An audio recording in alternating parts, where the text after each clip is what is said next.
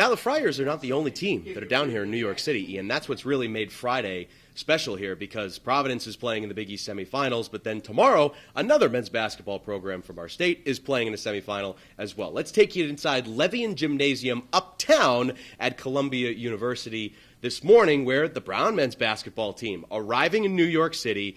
The Bears punching one of the 4 tickets to Ivy Madness, and so 2 wins would get Brown into the big dance, but it's their first time as a program playing in this Ivy League tournament, which is obviously special. Yeah, Brown winning 6 games in a row. They were 2-6 in Ivy League play, going on a tremendous run, turning their season around to punch their ticket to the 4-team conference tournament. That said, as hot as they are, they're still the 4 seed in the tournament, the lowest seed that they have playing over at Columbia. They'll face the regular season champions in Princeton in the semifinal tomorrow. So talking to Keno Lilly Jr. today, checking to see if there's a little underdog mentality with the Brown Bears this weekend.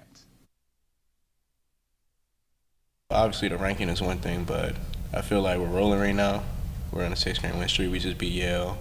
We beat Cornell. I know they were both undefeated at home, so those are 2 huge wins. And to get our confidence up, I don't feel like we're not an underdog, basically. So.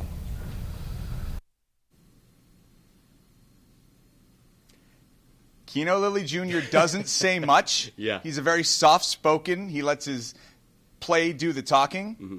But that was as bold of a statement as we've ever heard Keno Lilly Jr. make. We don't feel like we're underdogs. They feel like they can play with anybody right now, and they've proven that so far at the end of the regular season. Brown seemed loose today in that gym. They seemed loose during that morning shoot-around. They had a practice afterwards, a closed practice, where obviously they sort of got into the nitty-gritty of preparing for Princeton.